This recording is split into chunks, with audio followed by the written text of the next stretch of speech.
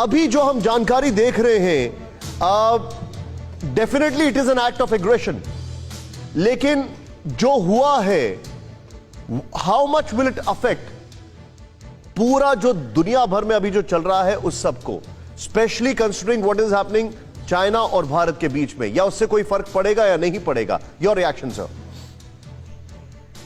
देखिए, इस तरह का ये इजराइल का पहला हमला तो नहीं है। श्योर।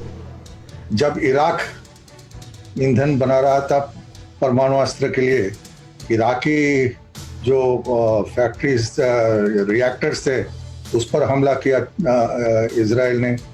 इजराइल का मकसद ये है कि अगर कोई भी देश जो उनके विरोधी हो और आसपास में हो, वो किसी को न्यूक्लियर परमाणु अस्त्र बनाने की क्षमता बनना नहीं देंगे।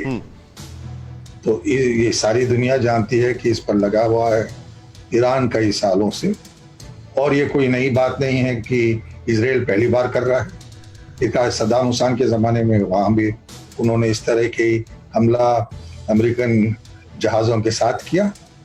लेकिन इससे तनाव बढ़ेगा। तनाव इसलिए कि ये नहीं कि हर एक इस्लामी देश जो वहाँ है वो ईरान को समर्थन देगा। सऊदी अरब जैसे देश इससे बहुत खुश होंगे। यानी कि कहा जाता है कि सऊदी अरब और इजराइल के बीच निकट संपर्क हैं ईरान को जगह में रखने के लिए, अपने स्थान में रखने के लिए। हम पर क्या असर पड़ेगा? बात यह है कि ईरान को आप इतना सीधा साधा नहीं समझ सकते हैं।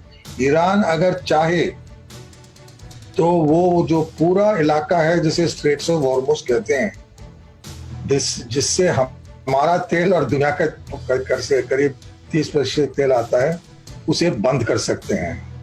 लेकिन मैं समझता हूँ उसके रोकने के लिए अमेरिका के जो 5th फ्लीट है बहरीन में, उसका इस्तेमाल होगा। तो उतना आसान नहीं होगा ईरान के लिए। पार्थ सर, लेकिन जो इजराइल ने किया है, तनाव बढ़ेगा। ये कोई नई बात नहीं है। इराक पर हुआ ऐसा हमला, और अगर ये अंतर्राष्ट्रीय स्तर पर उठाया गया, खासतौर पर यूनाइटेड नेशंस में, तो इसे अमेरिकन वीटो कर दे। पार्थ सारथी सर, मैं आपसे चीज एक समझना चाहूंगा, क्या अभी इस वक्त दुनिया 3 अलग अलग वॉर जोन्स में डिवाइडेड है? मैं थोड़ा एग्जैजरेट कर रहा हूं, बट अगर समझूं तो पहला जो एक अभी लेटेस्ट है, ईरान वर्सेस इजराइल, दूसरा भारत वर्सेस चाइना, और तीसरा साउथ चाइना सी में जो एग्रेशन है। नहीं, ऐसी कोई नई बात नहीं है।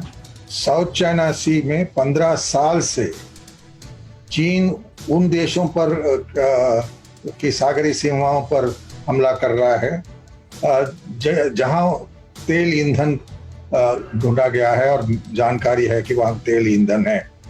चीन का ये मकसद रहा है कि पैसिफिक महासागर में वो चीन जहां सागर में दक्षिण चीन सागर में ईंधन हो, वो खुद का कब्जा करने का प्रयास करेगा जी। तो इसके कारण चीन और ये जो उनके पड़ोसी देश हैं उससे संबंध बिगड़े हैं।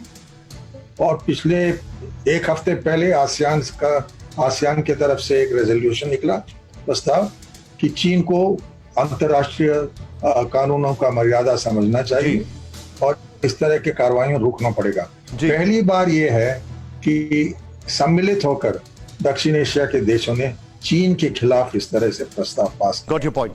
हमारे लिए ये सब अच्छी बात है, क्योंकि हमारी चिंता है चीन का दुरुपयोग इस इलाके का, और जो हमने बनाया है क्वाड, यानी कि जापान, अमेरिका, ऑस्ट्रेलिया, मैं अभी उसी पे आने वाला हूं, सम्मिलित हुए हैं रक्षा के मामले पे जी, सुरक्षा के मामले पे। इस पर हमें और सहयोग मिलेगा उन देशों से, खासतौर मैं समझता हूँ महत्वपूर्ण है इंडोनेशिया, वियतनाम। पार्थ सर, मैं उसी चीज पर आने वाला हूं जो आपने अभी बताया है, जो एक भारत ने 4 देशों के साथ जो समर्थन मिल रहा है, मैं इसको अपने दर्शकों को दिखाना चाह रहा हूं। लेकिन एक इमीडिएटली मुझे एक जानकारी मिल रही है, बेंजामिन नेतन्याहू ने अभी ये सारी चीजों को एक्सप्लेन किया है। जैसे ही वो तैयार होगा मैं आपको दिखाऊंगा, लेकिन उससे पहले परवाह देश की सोमवार से शुक्रवार रात 10 बजे TV9 भारतवर्ष पर।